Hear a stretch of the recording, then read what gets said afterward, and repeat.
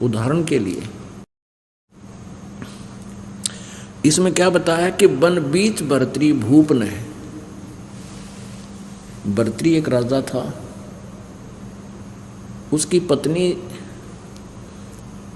पत्नी जो थी बहुत उसकी नज़रों में बहुत ही सुशील और बहुत प्रिय थी। वो अपनी पत्नी को प्राणों से भी प्रिय मानता था और उसको बहुत ही वफादार मानता था। अब परमात्मा कहते हैं सो छल छिद्र मैं करूं अपने जन के काज। पता नहीं किस कारण से परमात्मा कैसी चोट लगाता है अपनी प्यारी आत्माओं को इस काल के जाल से उकासने के लिए, बाहर निकालने के लिए। अब पिछले पुण्य संस्कारों से प्राणी राज्य पद प्राप्त करता है और राज्य पद उसको प्राप्त है तो उसको यहाँ संसारिक सुविधा सबसे टॉप मोस्ट होती है, सबसे उत्तम होती है। अब जैसे हम नीचे सतर के व्यक्ति होते हैं जो हैंड टू माउथ होते हैं, उनको यदि थोड़ी सी सुविधा हो जाए वो भी धरती आकाश एक कर देंगे। इस काल की कुबद हमारे अंदर सब में भरी हुई है। अब परमात्मा कैसे कृपा करते हैं अपनी प्यारी आत्माओं को काल के जाल से निकालने के लिए। अब राजा बन गया, पिछला पुण्यकर्मी प्राणी था, राज्य प्राप्त हुआ। राजा बनते ही अपने कर्मों को बिगाड़ने में जुट जाता है, लग जाता है। राजा शिकार खेलने जाता है और वहाँ उसकी हॉबी है ये निशाना साध कर तीर मारा करते। पहले गोली या बंदूक ना थी और न जचा के जैसे मृगों की डार लाइनें जाती थी हिरणों की, और उनमें न दचा कर राजा बड़े शौक से एक तीर मार दिया, फिर दूसरा मार दिया, फिर तीसरा मार दिया। 3-4 मृगों को मार के घर लाता और फिर बनवा के मांस उनका खाता। गधा अब बिना ज्ञान के को बद इतनी कर देता प्राणी, क्योंकि उसने कोई टोकनियाँ नहीं, सब सलूट मारे ये समय सारे, कोई नौकरियाँ नहीं। आप पाप कर रहे हो कह तो वो मानना नहीं, उसने बल्कि सजा दे दे। अब जो ही दिन वो शिकार खेलने गया भर्तरी जी, उसने एक मृग मार दिया और वहां उसकी पत्नी मृगणी खड़ी खड़ी रो रही है। उसने और वो कह रही हो कि मुझे भी मार दे पापी, आंखों से मोटी मोटी आंसू बह रही है। उधर से गोरखनाथ जी साधु आ जाते हैं और वो शिक्षा देते हैं कि बच्चा के मिल गया तने ये इनका जोड़ा नाश कर दिया। अब तुझे कोई मार दे, तेरी पत्नी रो रही हो, तुझे कैसा लगे बच्चा।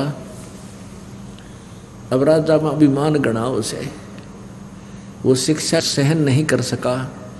कहने लगा घनी बात मत बनाओ बाबा जी, यदि तू ऐसा सिद्ध पुरुष है तो इसने जीवित कर दे, इस मृग ने मन मार रखा है, मैं तेरा चेला बन जाऊंगा। गोरखनाथ जी बोले रे चेला ना बनेगा तू। हकना जी पक्की बात होली, वचन का पक्का हूं मैं। गोरखनाथ जी ने अपनी सिद्धि से वो मृग जीवित कर दिया।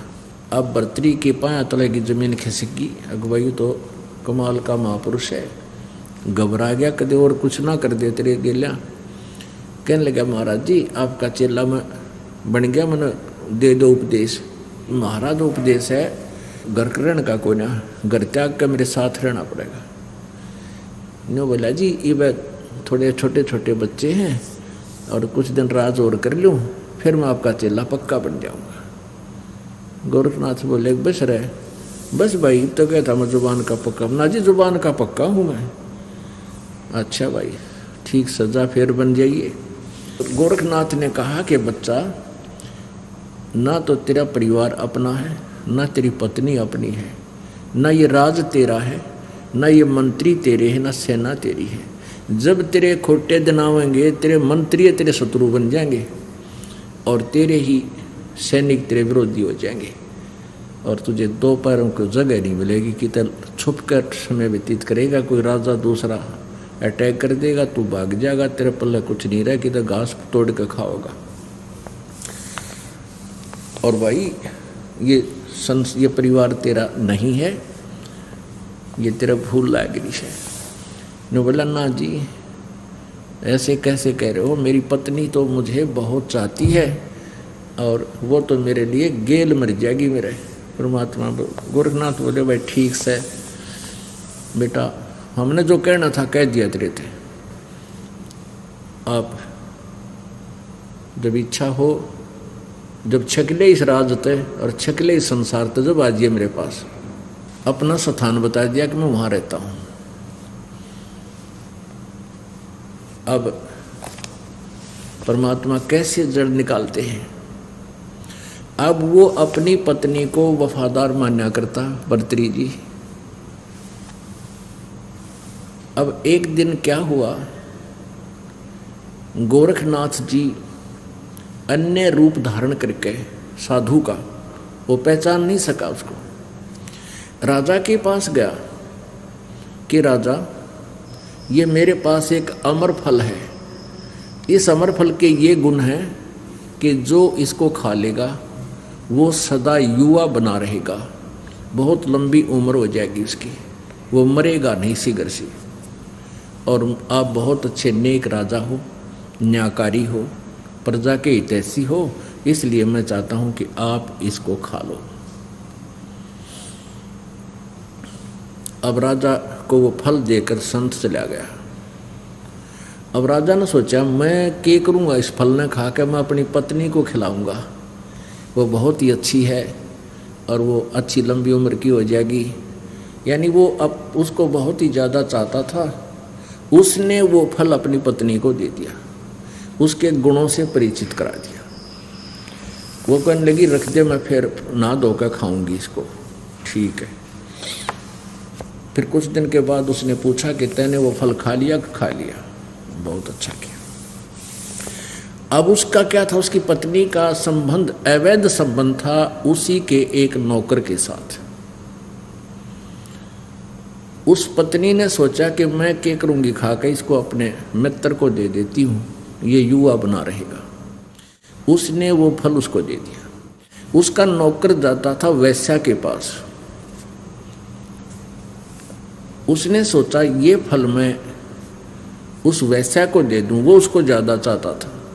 उसने वो फल उस गणका को दे दिया, उस फल के गुणों से परिचित भी करा दिया वैश्या को। तो गणका ने सोचा कि मैं इस फल न खा लूँगी, सारी उम्र कुकर्म करूँगी। राजा बड़ा अच्छा है, नेक है, न्यायकारी है, क्यों ना ये फल उस राजा को दे दूँ। ये विचार करके, और उसने ये भी सोचा कि राजा इसके प्रतिफल में मुझे बहुत सा धन दे देगा। वो इस उद्देश्य को लेकर के, उसी फल को लेकर भर्तृहरि जी के पास पहुंच गई कि राजन, ये एक ऐसा फल है, इसको जो खा लेगा वो दीर्घायु हो जाता है और सदा युवा बना रहता है। तो उसने पूछा कि आपको ये फल कहाँ से मिला? राजा ने पूछा कि सच्ची बताना, नहीं तो तेरे टुकड़े टुकड़े कर दूंगा। अब उसका तो गुस्सा हो गया, उसको मन में आई कि वो फल तो नहीं है ये, पर उसका दच्चा ना थी कि वो तेरे वाला फल होगा।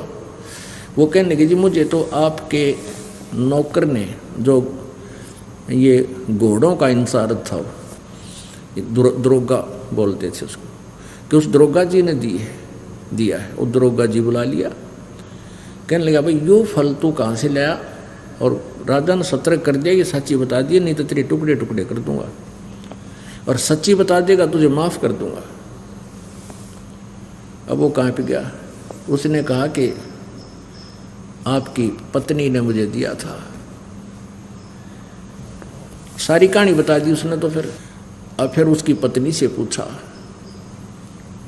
वह तो नाटकी, पहले तो मना किया, फिर घुड़सवार सामने खड़ा कर दिया, फिर नीची गर्दन कर ली उस नालायक ने। अब उसके पैरों तले की धरती निकल गई उस भर्तृहरि की। पुण्यात्माओं, एक के चोट सिधारिया जिन मिलन दाचा,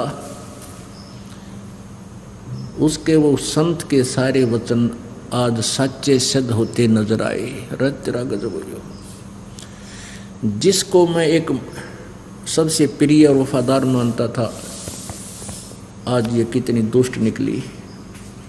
उसी दिन से राज त्याग दिया और गोरखनाथ जी के चरणों में जाकर गिर गया